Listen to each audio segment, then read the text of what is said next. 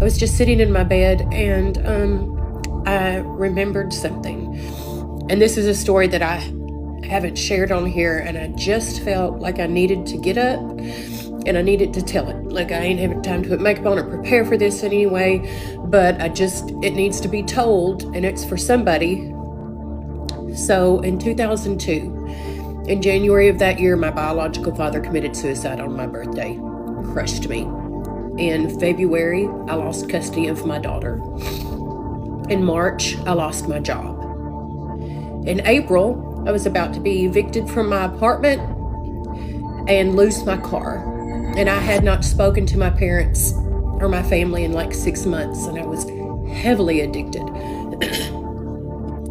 In April, I also got pregnant from a one-time thing, and I didn't know what to do. But I remember thinking and having this overwhelming feeling like, this is not going to work. I can't have this baby. I can't even take care of myself. I've lost custody of the one child that I have. My parents don't speak to me. There's absolutely no way that this is going to work. And so I scheduled an abortion because that made sense to me. It made sense to let this child stay with Jesus, was my thinking. Let this child stay with Jesus and not bring it into my crazy life, because my life was in shambles. Absolute shambles. I was so addicted. I was losing everything. I had no support because my life was a wreck. So I scheduled an abortion. And I remember a few days before the abortion was supposed to take place, I just remember falling on my knees in my apartment because I was so scared, like, what if this is the wrong decision? And I remember telling God, I was like, God, I don't know what to do. I really don't know what to do. I don't know if this is the right decision or not. Like, is this wrong? It just almost seems wrong to let this baby come into my life, to already put it at a disadvantage, or to just let it stay in heaven with you where it's beautiful and peaceful, and it won't have to come into my mess of a life. I was like, but I don't know what to do, God. And so you've got to let me know something one way or the other. Like, I need to know in my heart what to do, because right now I'm mad and I'm angry and I don't want this baby. And I'm pissed off that I have this decision to make now. So God, you've got 3 days to let me know what to do. And that was that. And I was going to work at the country club for a golf tournament. And nobody knew I was pregnant there. Nobody knew that I was struggling with this. And so I would sit at my tent, and when people would come, I would give them their drinks and we'd make small talk. And then when it would leave and I would have a moment to myself, I would just put napkins under my eyes and I would just start crying because I didn't know what to do.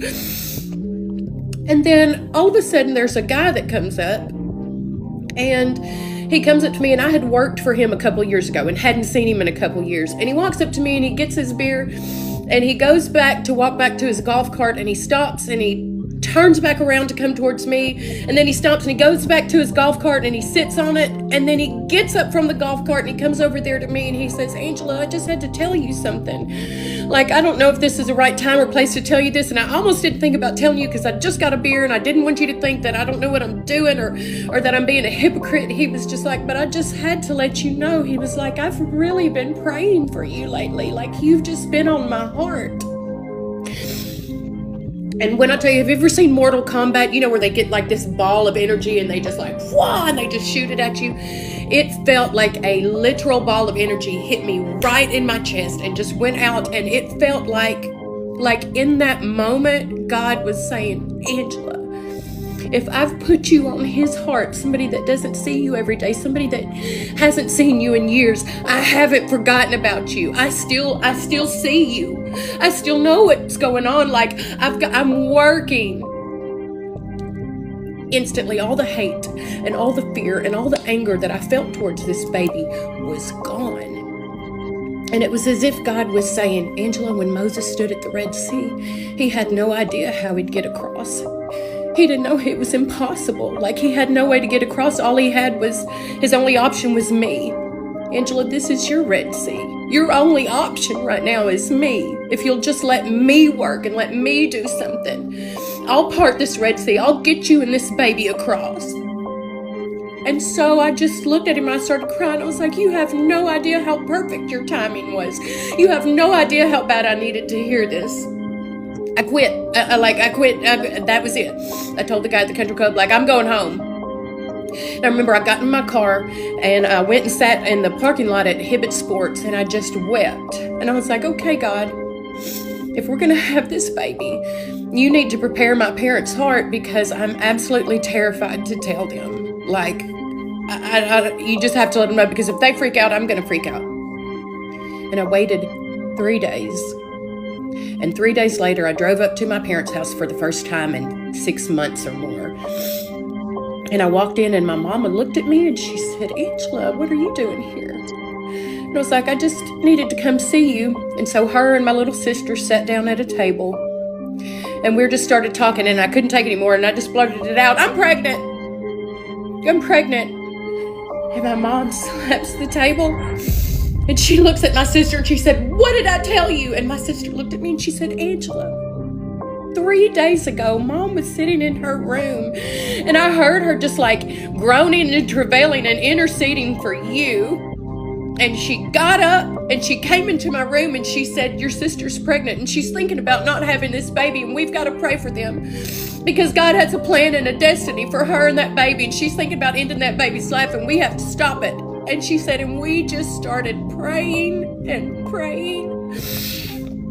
And it was at that moment that I was at the country club thinking about this abortion I'm going to have in 3 days. And at that moment when that guy, Jody, came up to me and he was just like, I've been praying for you. And when God was like, this is your Red Sea and I'm going to part it if you'll just let me. If you'll just let me take control of this situation, I can make it work. That baby is 21, almost 22 years old today. I still had a lot of work to be done on me. But God made a way for all of us. My faith was this big. I had this much. I had just an idea, just a thought that it might be possible, that God could make it work. It was just this much.